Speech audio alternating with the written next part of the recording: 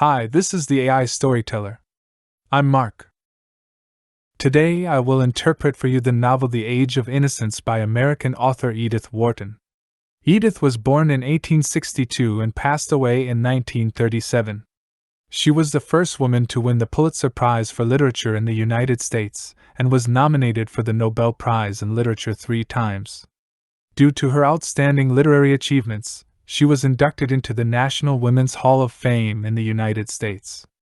Her works have also been popular in the American film and television industry. As early as 1918, her novel The House of Mirth was adapted into a film. Since then, her works have been adapted for the screen more than 20 times, and The Age of Innocence has been adapted 3 times. This novel tells the story of a love triangle in the upper-class society of New York in the 1870s and 1880s.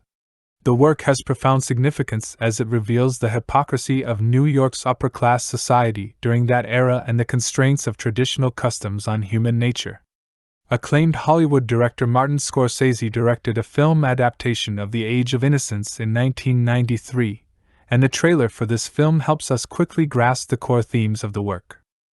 In the trailer, we see gentlemen and ladies of New York engaging in conversation, dancing gracefully, spreading rumors in theater boxes, and enjoying lakeside sunsets at country villas. They discuss the latest Parisian fashion styles at dinner tables and honeymoon in London while attending the opening of National Art Gallery exhibitions. The trailer concludes with a line of subtitles, "In a time of tradition, in a place of privilege." This sentence aptly summarizes the core theme of The Age of Innocence. These gentlemen and ladies lived in the late 1870s and early 1880s, leading lives immersed in superficiality. They were only concerned about their family's social status and did not consider personal happiness. Social norms dictated their behavior. In the novel, Edith recreates the New York upper-class society of that period, depicting the experiences of women in traditional society. She provides first-hand material related to this period of history and is hailed as one of the best social historians in American literature. Edith was able to accomplish this because she was born into the American upper-class society and personally experienced this era. Critics say that she had a deep understanding of her social class and was familiar with every minute detail of this world. She recorded the emotional history of American high society from the perspective of an eyewitness, and since then, no other writer has been as meticulous as her in describing it. Edith wrote The Age of Innocence after World War I, and it was published in 1920. She intended to escape the pain brought by the war through this book. Some of her relatives and friends lost their lives in the war, and after the war, several close friends passed away one after another. Edith's life was filled with sorrow, so she returned to her childhood home in New York and wrote The Age of Innocence.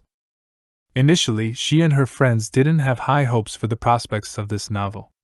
After reading the first draft, a friend told her, "This book is good, but you and I may be the only ones who will read it. We are the only ones who still remember what New York used to be like. As for others, they won't be interested."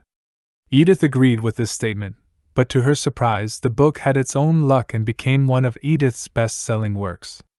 Today's interpretation consists of 3 parts. In the first part, let's get to know the author, Edith Wharton, and her life, which will help us better understand the background of this novel. In the second part, we will explore the main plot of The Age of Innocence from the perspective of the male protagonist. In the third part, we will take an outsider's perspective to examine the themes of this work. Why would a work that exposes New York's upper-class society have the word innocence in its title? What complex meaning does that word carry? Part 1.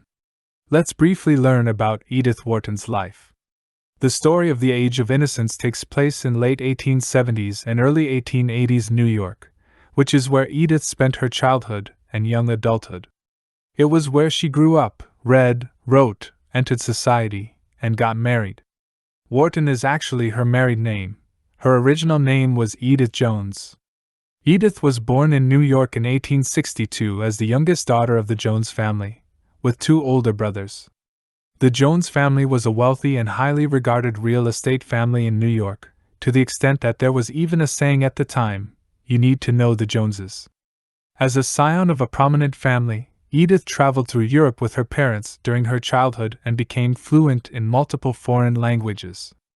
Upon returning to New York, her parents hired private tutors and a governess to train her in various manners. At that time, what was called manners were actually the various behavioral norms imposed on women by the local society, which Edith strongly disliked. During that time, the New York upper-class society in which Edith was a part of was a tight-knit and closed circle. In her autobiography, she described it as follows: "Our society was a small world of its own, with its own slang, standards, and diversions, indifferent to anything outside its own circle. Most people in this world inherited substantial fixed assets and didn't need to work, living a leisurely life. For example, among Edith's relatives, only one person had a job. On the surface, most people in this society have good looks and enjoy seeking pleasure. Their most frequent pastimes are attending banquets and hosting parties. In reality, it is a closed circle that rejects all external influences and strictly adheres to inherited rules. Those who violate the rules are mercilessly punished." Edith mentioned some of the rules in this circle in The Age of Innocence. These people believe that scandals are more terrifying than illnesses, and decency is more important than courage. The most uncultured behavior is being vulgar. From a young age, Edith enjoyed storytelling. However, during her time of growing up, American society as a whole did not encourage women to engage in creative pursuits, nor did it consider writing a suitable profession for women. She could only secretly write and publish her works under pseudonyms or anonymously. At the age of 15, she translated a collection of poems by a German poet and had it published under her father's friend's name.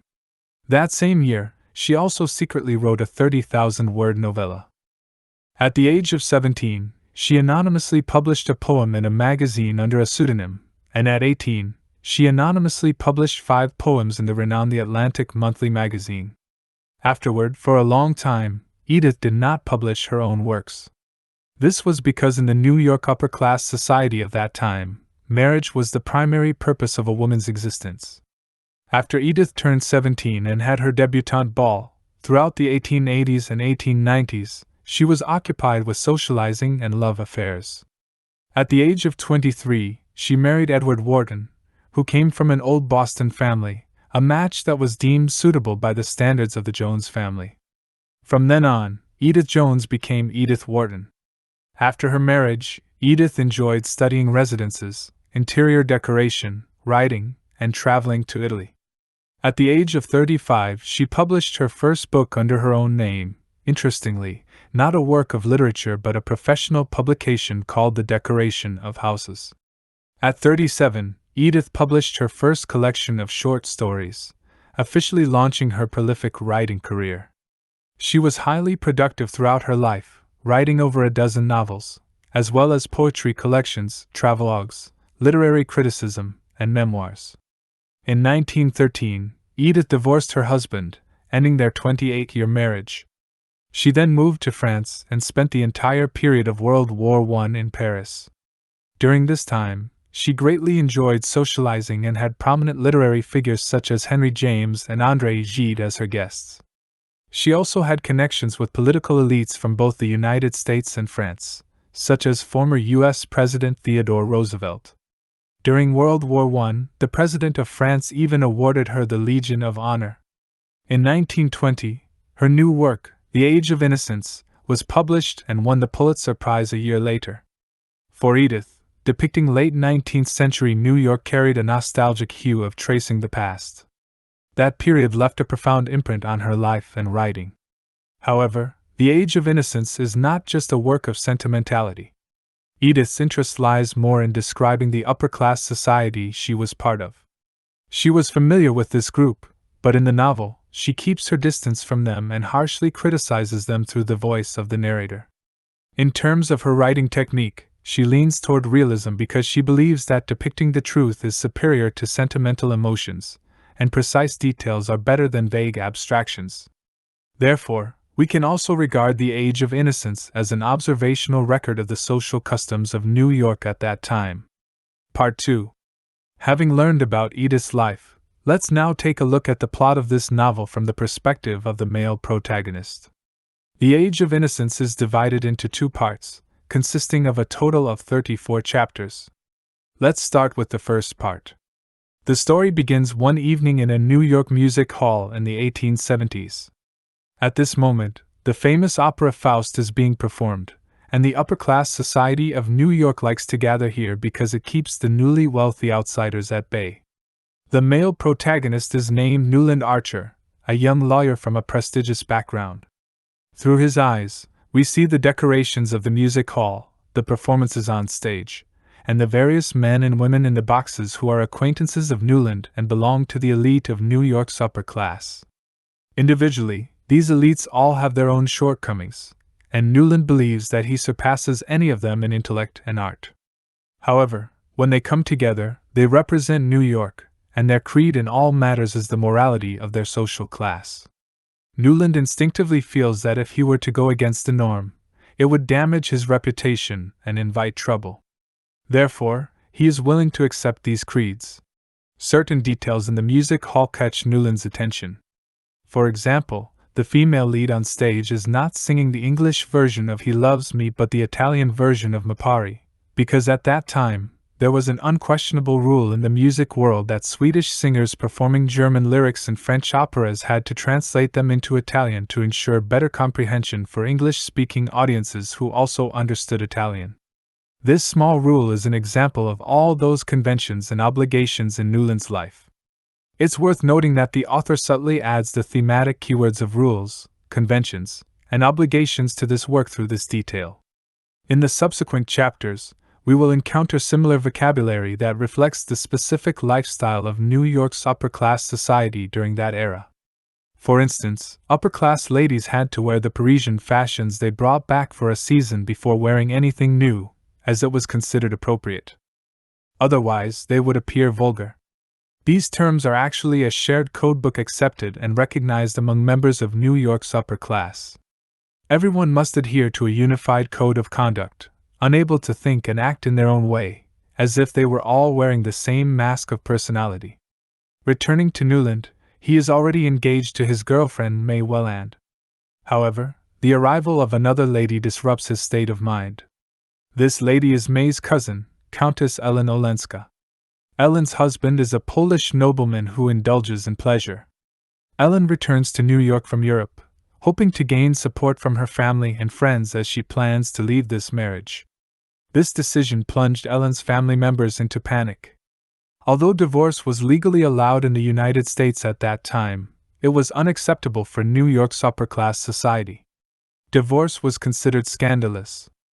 Ellen's desire to divorce disrupted the deeply ingrained beliefs of her family members, and their reaction was to refuse to attend the welcoming banquet for her return. Their silent yet powerful rejection was symbolic.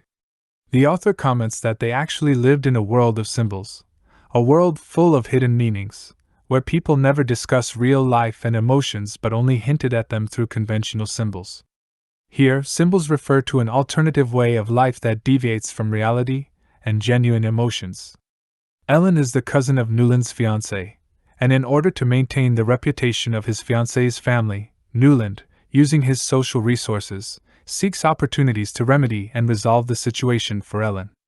At the same time, as a lawyer, he reluctantly accepts a request from his law firm partners to represent Ellen's family and persuade Ellen to abandon her plans for divorce. Surprisingly, Newland's persuasion works. Let's take a look at how Newland resolves this crisis for Ellen. Newland and his mother visit the Van der Luddens, who are related to them by marriage. The Van der Luddens can be considered the elite of New York's elite upper class, but they rarely socialize and lead a secluded life. Newland convinces Mr. Van der Ludden, making him believe that Ellen is being slandered by others. Mr. Van der Ludden agrees to help restore Ellen's reputation, and Mrs. Van der Ludden personally delivers an invitation, inviting Ellen to attend an important event they will host next week. As a result, Ellen regains her social ticket to New York's upper-class society. Just like when she was initially rejected, it is also a silent symbol. Ellen is completely unaware that her acceptance in society is the result of Newland's efforts behind the scenes. She believes that the people around her are filled with goodwill. However, at the event hosted by the van der Luddens, not only is Ellen late, but she also directly gets up and leaves a gentleman at the party to join Newland. Such behavior in the parlors of New York's upper-class society is a serious breach of etiquette. According to protocol, she should have remained seated and waited for the gentleman to approach her. Clearly, Ellen is an outsider in this social class. Through their interactions, Newland gradually starts to see Ellen in a different light due to her frankness and her unique artistic taste and spirit in life. Newland once firmly believed in his own life conventions and felt fortunate to be a New Yorker who could marry someone of his own kind. Adhering to the rules of their small circle was almost his second nature. However, all of this is like the surface of a river frozen in early spring, appearing solid but full of cracks. Newland's pity for May and his admiration for Ellen are important driving forces for the plot of this novel. When the two female protagonists are placed side by side, they resemble ice and fire. In Newland's eyes, his fiancée May embodies innocence, while Ellen stands directly opposite to innocence, being elegant and mature, possessing artistic temperament and a rebellious spirit, daring to openly ridicule the customs and conventions of New York society. They are both the people closest to him and symbols of two different ways of life, and Newland needs to make a choice. Facing Ellen's allure, Newland feared that he would fall in love with her. He asked his fiancée to advance the wedding date, but May consistently declined, as it went against the customs of New York society. Several weeks later, Newland confessed his feelings to Ellen, and she revealed that she had heard from others that it was Newland who had saved her. However, she was afraid of bringing disgrace and scandal to her family, May, and Newland, so even though she understood Newland's love, she could not accept it. At this moment, Newland received a telegram from his fiancée May, who finally agreed to move the wedding forward. This marked the end of the first part of the novel. The story then enters the second part, where Newland and May are already married. Newland tries to forget Ellen, but he is unsuccessful as he cannot extinguish his admiration for her. Moreover, he increasingly feels the emptiness of daily life and senses that his wife and the people around him are slowly erasing his edges.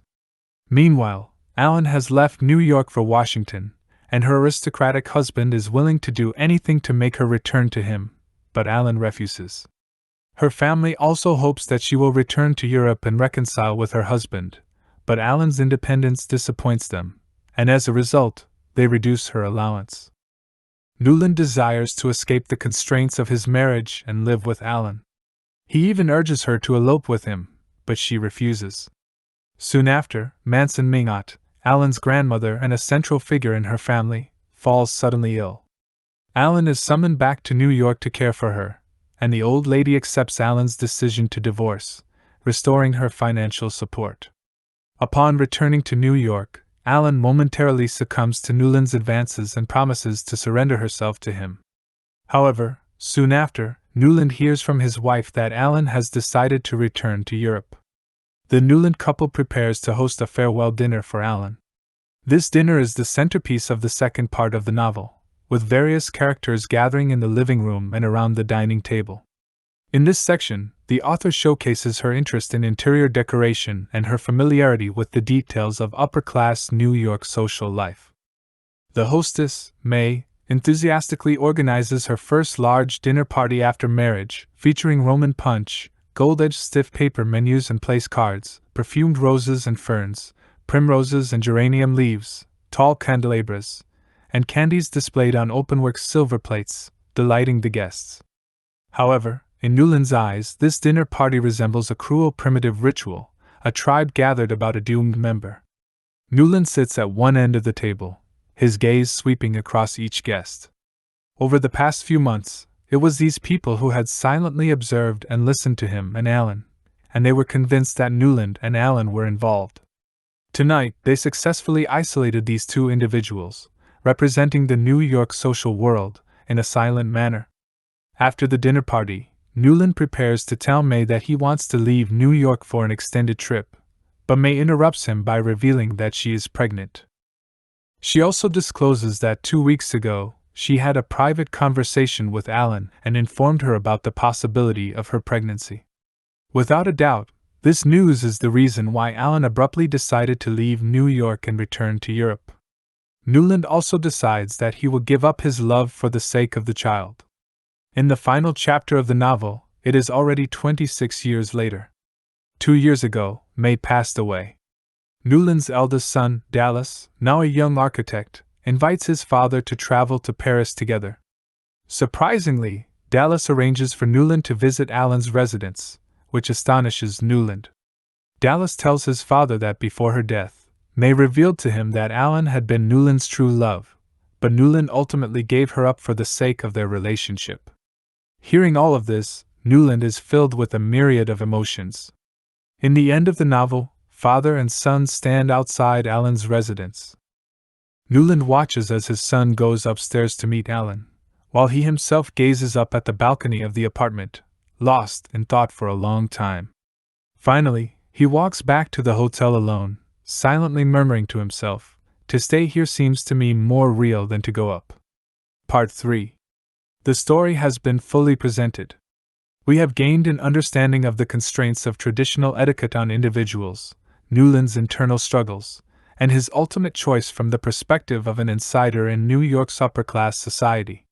He chooses to be a good man, a gentleman in the eyes of others, and his son empathizes with the sacrifices he has made for the family.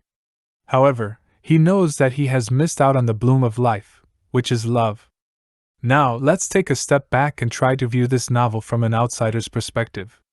We will discover that the author presents another significant theme in this book. New York's upper-class society values rules, customs, and obligations, but money is the ticket to ascend to the upper echelons of New York society. At the beginning of the novel, the author highlights the exclusion of newly rich parvenus by depicting the music hall. Members of New York's upper-class society sense the threat and want to keep the parvenus out, which is why they are willing to squeeze into the old music hall. Meanwhile, the parvenus are constructing even grander and more magnificent Metropolitan Opera House, serving as the cultural temple of their class. While New York's upper-class society snubs the parvenus, they do not reject money. In the Age of Innocence, one representative parvenu is Julius Beaufort, a British banker who is extravagant, astute, and rebellious, and everyone in New York knows he keeps a mistress.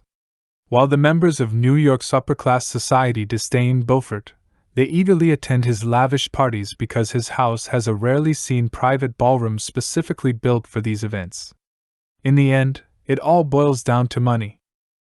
Beaufort later falls from grace due to financial speculation and is expelled from New York's social circle. Over a decade later, Beaufort rises again in the East, becoming a high-ranking executive in an insurance company in South America. In the novel's ending, Beaufort's daughter returns to New York, accepted by society, and becomes Newland's daughter-in-law. We can see that times change, and individual fortunes fluctuate, but money always remains a ticket to ascend to New York's upper-class society. Looking at the other members of New York's upper-class society from an outsider's perspective, we would also discover the hypocrisy beneath these standards. In this book, there are two minor characters. One is Lawrence Lefferts, a notorious playboy known for his philandering ways, a reputation that everyone except his wife is aware of. Yet, he is considered the highest authority on what is proper in New York, possessing the ultimate power of interpretation on matters such as when it is appropriate to wear a black tie with evening dress. The other minor character is Sillerton Jackson, the moral authority of New York's upper-class society. He is well versed in the secrets and scandals of every family's collateral branches within this social stratum. This guarded in speech moral authority can readily recount which families have tight-fisted descendants and why there is a recurring occurrence of a man in certain families every other generation. To explore the true meaning of innocence, one needs to understand a narrative technique the author employs: point of view. In simple terms, point of view refers to whose eyes the story is being told through. In the Age of Innocence, Newland is the sole point of view character, meaning we see the story through his eyes. Initially, May is perceived by him as someone with limited life experience, even somewhat immature. He secretly plans to take on the responsibility of protecting and guiding her after marriage, endowing her with intellect and resourcefulness. Then, Ellen appears, and her impression in Newland's heart transitions from being capricious to genuine. Newland develops feelings of love for her, while May gradually reveals a deeply cunning nature. At this point, some may interpret Innocence as Newland's evolving perception of the two women from surface to depth. However, this interpretation only captures half of its meaning. The narrative point of view adopted by the author allows readers to become familiar with Newland's inner thoughts, witnessing his internal conflicts between May and Ellen, his moments of arrogance, hesitation, and despair. Seeing Newland's inner turmoil, readers often generate sympathetic understanding. But understanding the protagonist's subjective feelings is not the author's sole intention. While Newland is the primary viewpoint in the novel, the author's voice does not recede. She, as the narrator, interjects some ironic commentary, creating a certain conflict with Newland's subjective viewpoint. For instance, regarding Ellen, Newland once engaged in an argument with someone and passionately proclaimed, "Women ought to be free as we are." This viewpoint was somewhat radical at the time, and at this point, we might perceive Newland's thinking as somewhat progressive. However, in subsequent paragraphs, the author mocks Newland by saying that those good women who adhere to and believe in social norms would never demand the kind of freedom he spoke of, freedom like that of men. Thus, men like Newland, who are magnanimous and broad-minded, would ardently be willing to grant women such freedom in heated debates. However, beneath the guise of magnanimity and broad-mindedness lies the deeply entrenched customs that continue to bind society to outdated patterns and norms. After hearing these sarcastic comments, we would discover that not all women, including the author herself, appreciate Newland's grandiloquent speeches. Underneath such declarations, they see a hint of hypocrisy. If we only understand Innocence from Newland's male perspective, we might fall into a trap set by the author. Innocence is not just May's innocent and naive appearance, or her lack of intellectual knowledge. It is also not solely about Ellen's authenticity and spontaneous nature, disregarding social conventions. It subtly points to the novel's protagonist, Newland. He once arrogantly believed that he could mold May into an ideal wife and found solace in his attempt to rescue Ellen. In reality, Ellen chose to leave for Europe to ensure May's and their unborn child's happiness. May, on the other hand, silently endured until her final moments when she commended Newland for his devotion to their family. In Newland's self-pity, becoming a gentleman meant willingly sacrificing the rewards of love for his family duty. Perhaps he was not aware that it was these two women who shaped and fulfilled him. This blind spot in his self-perception reveals another meaning of innocence, ignorance, and naivety. Conclusion: at this point, we have interpreted the essential content of the novel The Age of Innocence for you. Let's review the key points covered today. First, The Age of Innocence is a renowned work by American author Edith Wharton, and she became the first female writer to win the Pulitzer Prize in American literary history due to this novel. Second, The Age of Innocence presents a detailed portrayal, presenting the social life of New York's upper-class society in the 1870s. The author explores several significant themes, such as the connection between social hierarchy and wealth, the lifestyle of New York's high society, and the role of money as a ticket to ascend this social stratum. The main narrative point of view in this novel is the protagonist, Newland, allowing readers to understand his subjective feelings. The author's voice appears in commentary passages with a sarcastic tone. This narrative setup gives multiple layers of meaning to the term innocence in the book's title. Third, in this novel, Edith Wharton not only portrays the struggles of women in traditional American society, but also exposes the pitiful side of men during that era. As a member of New York's upper-class society, the protagonist, Newland, despises the burdensome social conventions and possesses a rebellious spirit. However, he lacks the courage to embark on a new life and can only choose to forsake true love. Men like him may enjoy various privileges within the traditional society, but they are also shackled and restrained by their own limitations. As stated in the book review included in The Age of Innocence, these men seem to have so much, yet in reality, they possess nothing, burdened by unfulfilled desires. Spiritually, these men are perpetually single, lacking the grand power to melt the chains both inside and outside. They can only accept reality within infinite yearning. Well, that concludes the content for this episode. If you enjoyed my video, please click like, subscribe to my channel, and share it with your friends. Thank you.